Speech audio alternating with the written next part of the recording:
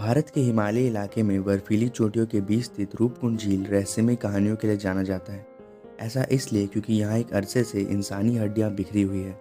रूपकुंड झील समुद्र तल से करीब 5000 मीटर की ऊंचाई पर है। यह झील हिमालय की 3 चोटियों, जिन्हें त्रिशूल जैसे दिखने की वजह से त्रिशूल के नाम से जाना जाता है, के बीच है। त्रिशूल को भारत की सबसे ऊंची पर्वत चोटियों में गिना जाता है, जो उत्तराखंड के कुमाऊं क्षेत्र में आता है। रूपकुंड झील कंकालों वाली झील के नाम से भी जाना जाता है, क्योंकि इसके आसपास कई कंकाल बिखरे हुए हैं। ऐसे तो इसके पीछे की कहानियाँ कई हैं। एक कहानी एक राजा और रानी की है, जो सदियों पुरानी है। इस झील के पास ही नंदा देवी का मंदिर भी है। नंदा देवी पहाड़ों की देवी है। ऐसा माना जाता है कि उनके दर्शन के लिए एक राजा और रानी ने पहाड़ चढ़ने का फैसला किया, लेकिन वे अकेले नहीं गए, अपने साथ नौकर चाकर आदि ले गए। रास्ते पर धमा चौकड़ी मचाई। यह देख देवी गुस्सा हो गई।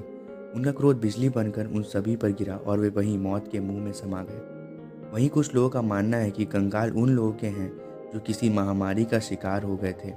कुछ लोग कहते हैं यह आर्मी वाले लोग हैं जो बर्फ के तूफान में फंस गए थे। 1942 में पहली बार एक ब्रिटिश फॉरेस्ट गार्ड को यह कंकाल दिखे थे। उस समय यह माना गया था कि यह जापानी सैनिकों के कंकाल है, जो दूसरे विश्व युद्ध में वहां के रास्ते से जा रहे थे और वहीं फंस कर रह गए। सदियों से वैज्ञानिक इन कंकालों पर रिसर्च कर रहे हैं। वहीं इस झील को देखने हर साल बड़ी संख्या में पर्यटक यहाँ आते हैं। पर्यटन को बढ़ावा देने के लिए उत्तराखंड की सरकार इसे रहस्यमय झील बताती है। यह झील साल के ज़्यादातर समय जमी रहती है और मौसम के हिसाब से इस झील का आकार घटता बढ़ता रहता है। जब झील पर जमी बर्फ़ पिघलने लगती है, तब यहाँ पर बिखरे इंसानी कंकाल दिखने लगते हैं। कई बार तो इन हड्डियों के साथ पूरे इंसानी अंग भी होते हैं, जैसे कि शरीर को अच्छी तरह से संरक्षित किया गया है। अभी तक यहाँ करीब 600 से 800 लोगों के कंकाल पाए जा चुके हैं। अंतर्राष्ट्रीय स्तर पर हुई एक स्टडी के अनुसार इन कंकालों में सिर्फ भारत ही नहीं, बल्कि ग्रीस और साउथ ईस्ट एशिया के लोगों के कंकाल भी शामिल है।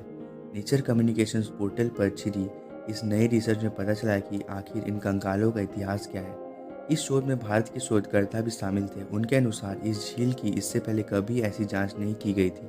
इसकी वजह यह है कि इस इलाके में लैंडस्लाइड बहुत होते हैं, और दूसरा कि कई सैलानी कंकाल के हिस्से उठाकर ले जा चुके हैं। कुल 71 कंकालों के टेस्ट किए गए हैं, जिनमें से कुछ की कार्बन डेटिंग हुई, तो कुछ का DNA test. Carbon dating test से पता चलता है कोई भी अवशेष कितना पुराना है। इस टेस्ट में पता चला कि यह सब कंकाल एक समय के नहीं हैं, यह सभी अलग अलग समय के हैं, साथ ही अलग अलग नस्लों के भी हैं।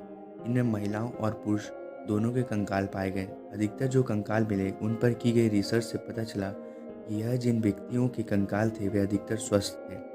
जांच में यह भी पाया गया कि इन कंकालों में आपस में कोई रिश्ता नहीं था, क्योंकि पहले कंकालों के इस समूह को एक परिवार माना गया था। रिसर्च में यह बात साफ हुई कि यह लोग एक परिवार के नहीं थे, क्योंकि इनके डीएनए के बीच कोई भी समानता नहीं मिली।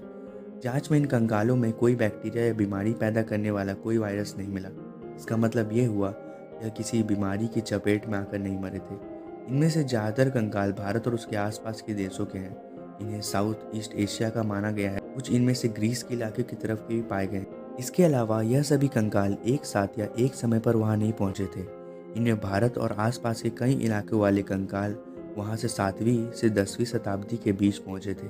वहीं ग्रीस और आसपास के इलाके वाले कंकाल वहां 17वीं से 20वीं शताब्दी के बीच वहां पहुंचे। इससे यह साफ पता चलता है कि वहां मिले कंकाल अलग अलग हादसों का शिकार हुए थे। खोपड़ियों के फ्रैक्चर के अध्ययन के बाद हैदराबाद, पुणे और लंदन में वैज्ञानिकों ने यह निर्धारित किया कि लोग बीमारी से नहीं, बल्कि अचानक से आए ओला आंधी से मरे थे।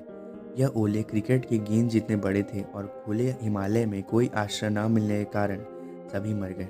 दोस्तों, उम्मीद करता हूँ आपको ये वीडियो पसंद आई होगी। अगर वीडियो अच्छा लगा तो चैनल को सब्सक्राइब करें और वीडियो को लाइक ज़रूर करें।